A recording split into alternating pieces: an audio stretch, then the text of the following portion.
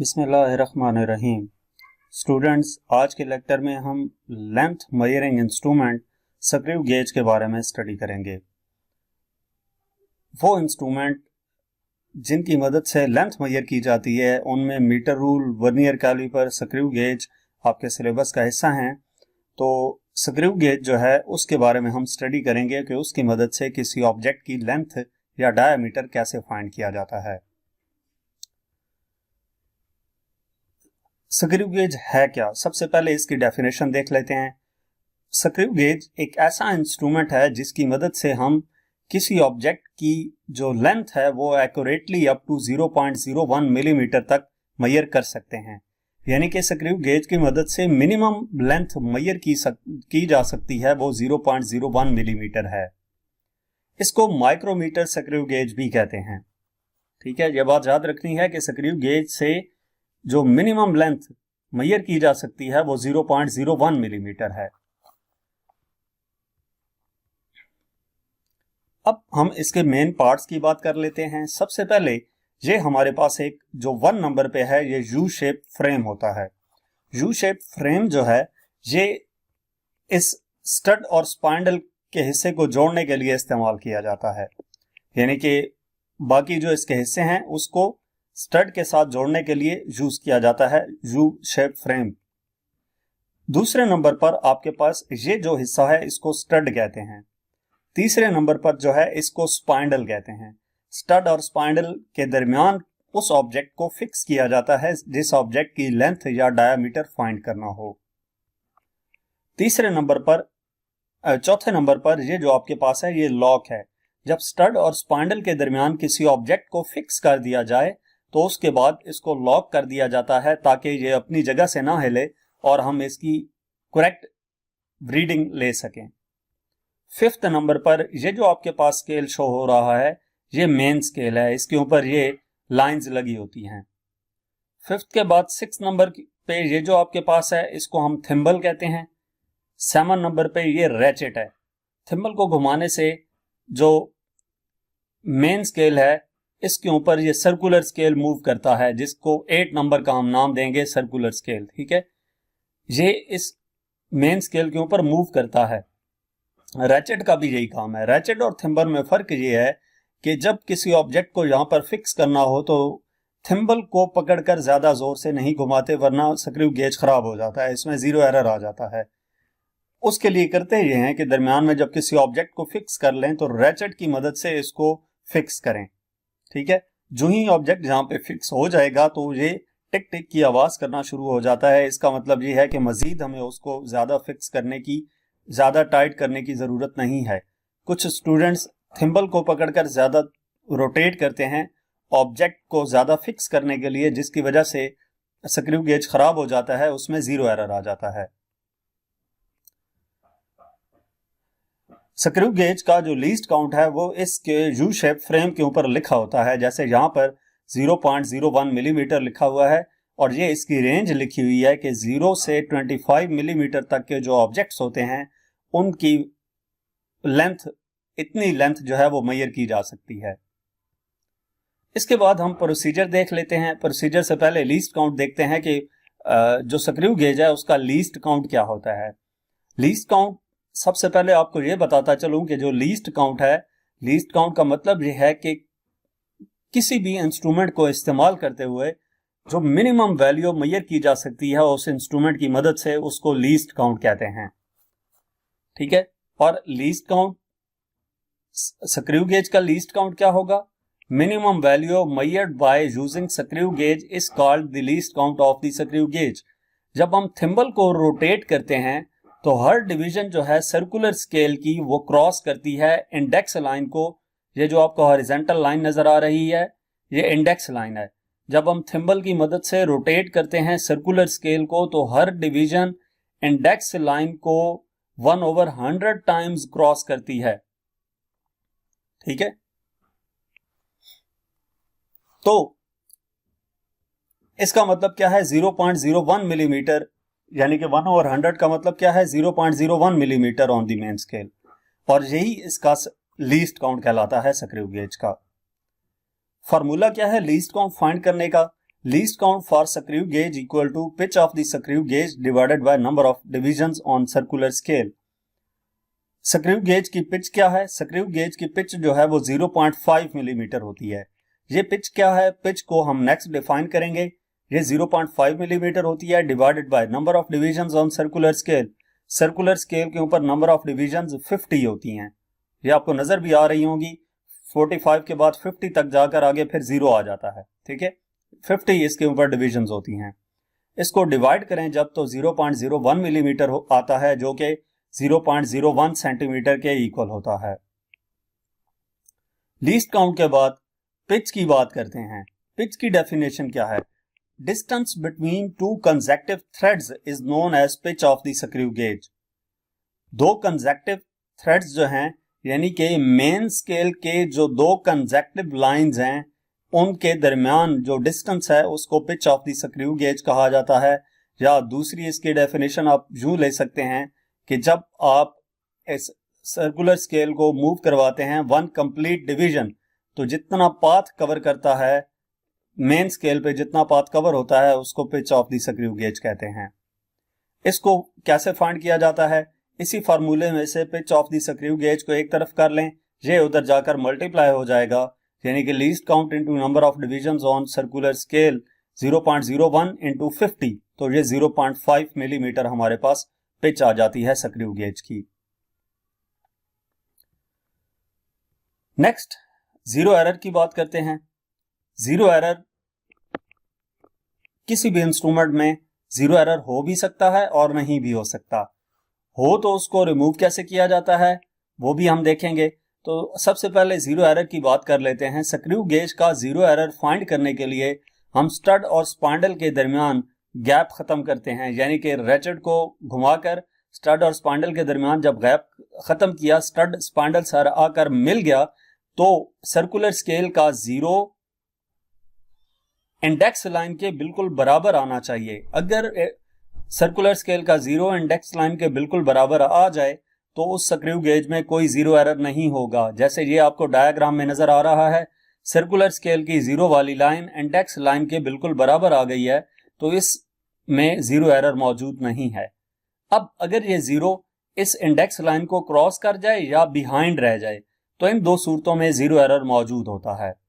तो हम बारी बारी देखते हैं कि वो जीरो एरर कौन से होते हैं।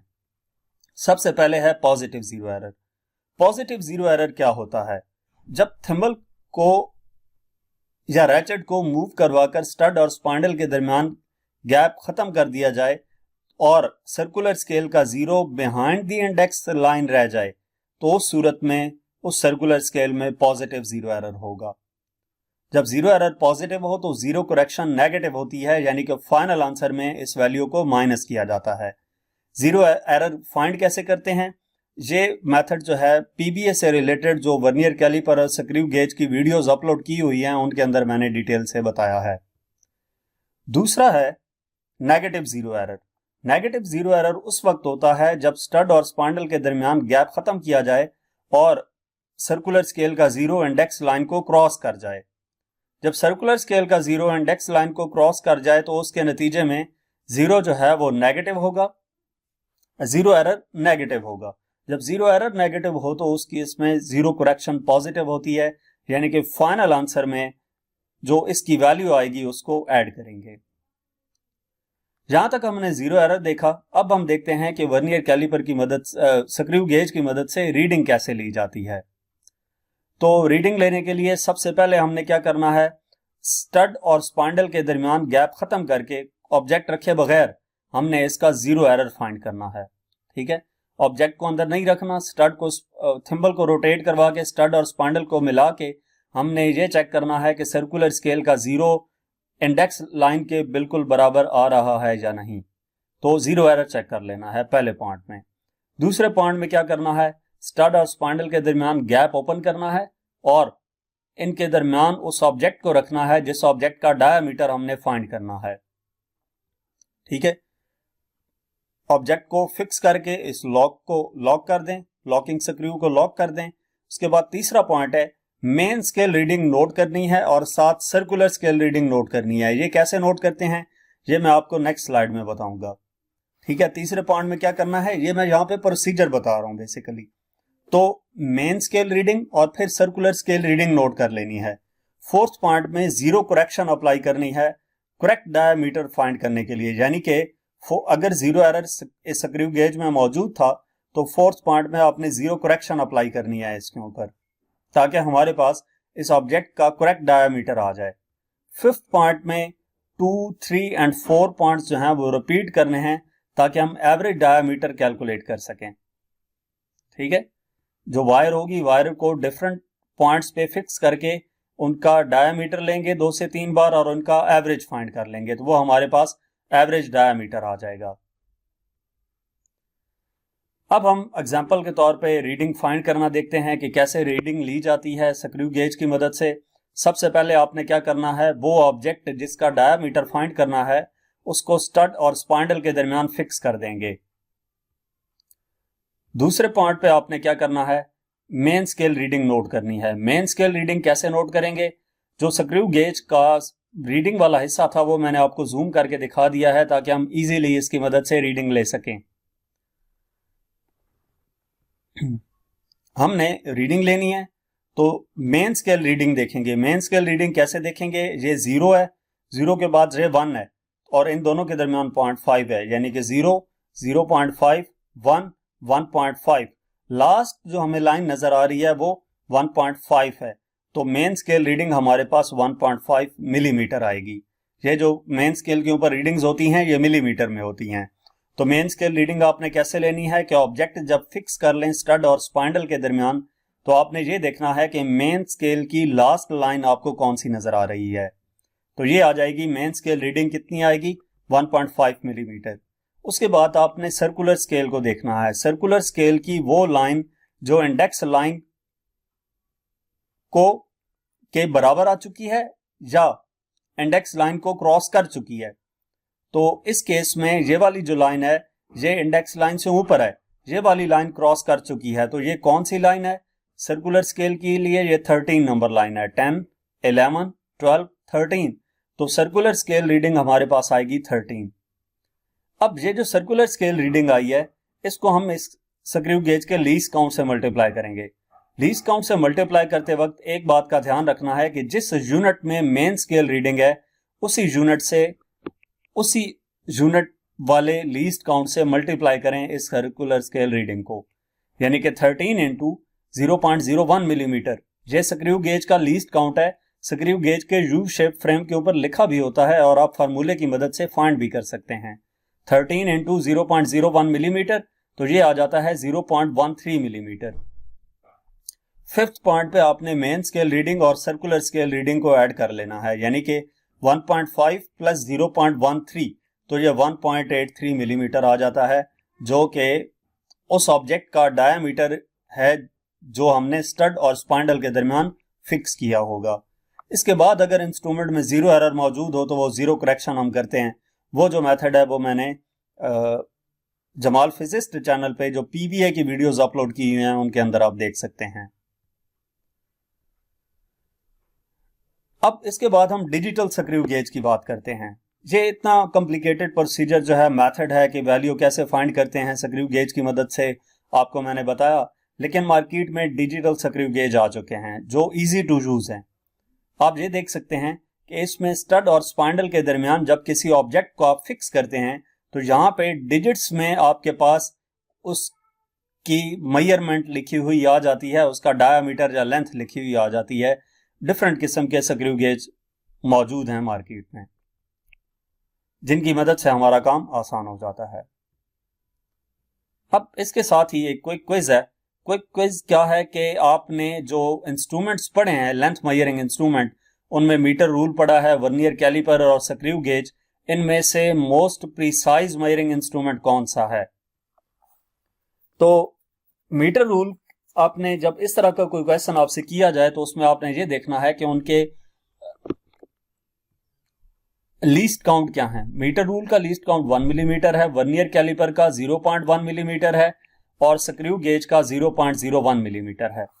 तो जिस इंस्ट्रूमेंट का लीस्ट काउंट सबसे कम होगा वो ज्यादा प्रिसाइज वैल्यू देगा। तो इन तीनों केसेस में स्क्रू गेज जो है उसका लीस्ट काउंट 0.01 मिलीमीटर है, तो ये ज्यादा प्रिसाइज, ज्यादा एक्यूरेट वैल्यू हमारे पास आएगी, क्योंकि इसमें सिग्निफिकेंट फिगर्स भी ज्यादा होंगे। तो यहां तक हमारा आज का लेक्चर था। नेक्स्ट लेक्चर देखने के लिए आप हमारा चैनल विजिट करें।